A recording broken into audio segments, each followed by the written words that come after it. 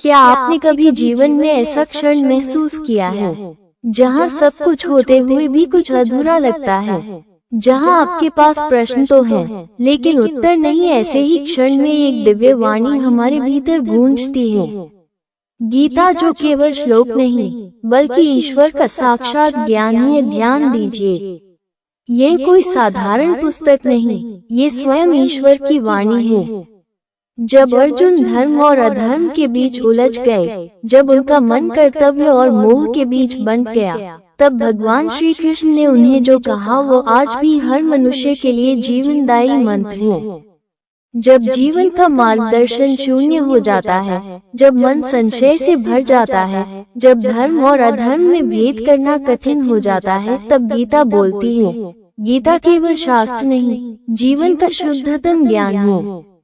यह वो ईश्वरीय वाणी है जो श्री कृष्ण ने युद्ध भूमि में भटके हुए अर्जुन को सुनाई। पर वो संदेश केवल अर्जुन के लिए नहीं था, वो हर युग, हर व्यक्ति और हर आत्मा के लिए था जो किसी जीवन संग्राम में खड़ा है। गीता का पहला संदेश, जो हुआ वो अच्छे के लिए हुआ, जो हो रहा है वो भी अच्छे के लिए हो रहा है, और जो होगा वो भी अच्छे के लिए ही होगा। ये हमें सिखाता है जीवन में जो कुछ भी घटता है वो ईश्वर की योजना का हिस्सा है। हमें चिंता नहीं, श्रद्धा रखनी चाहिए। दूसरा संदेश, कर्म करते चलो, फल की चिंता मत करो। आज हर कोई परिणाम चाहता है, लेकिन गीता कहती है पथ पर चलो, मंजिल अपने आप आएगी। तीसरा संदेश, तू शरीर नहीं आत्मा है। शरीर नश्वर है, आत्मा अजर अमर। जो इस सत्य को जान लेता है वो भय, मोह और दुख से मुक्त हो जाता है। चौथा संदेश, क्रोध भ्रम लाता है, भ्रम से बुद्धि भ्रष्ट होती है और तब विनाश होता है।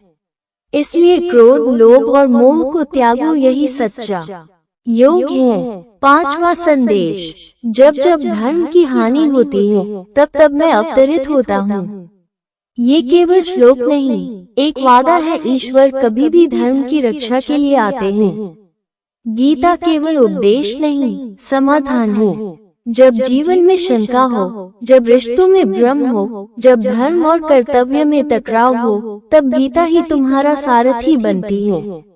गीता कहती है तुम स्वयं ही अपने शत्रु हो और स्वयं ही अपने मित्र। अगर तुमने अपने मन को जीत लिया तो कोई तुम्हें नहीं हरा सकता। गीता कहती है वो व्यक्ति महान नहीं जो धनवान है, बल्कि वो है जो अपने मन, इंद्रियों और वासनाओं पर नियंत्रण रखता है। गीता कहती है जिसने मोह को त्याग दिया, जो सब में ईश्वर को देखता है, जो बिना घृणा, भय और इच्छा के जीता है, वही सच्चा योगी है। गीता जीवन का रहस्य बताती है। अर्जुन, मृत्यु केवल देह की है, आत्मा की नहीं। जो मरा नहीं है उसका शोक क्यों करना।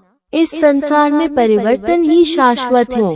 कभी हंसी, कभी आंसू, सब चलता रहेगा। तू बस अपने धर्म को पकड़कर चल। गीता का अंतिम और सबसे रहस्यमय वचन, सभी धर्मों को छोड़कर मेरी शरण में आ जा, मैं तुझे समस्त पापों से मुक्त कर दूंगा। भय मत कर, मैं तेरा रक्षक हूँ। दोस्तों, गीता केवल पढ़ने की नहीं, जीने की चीज है।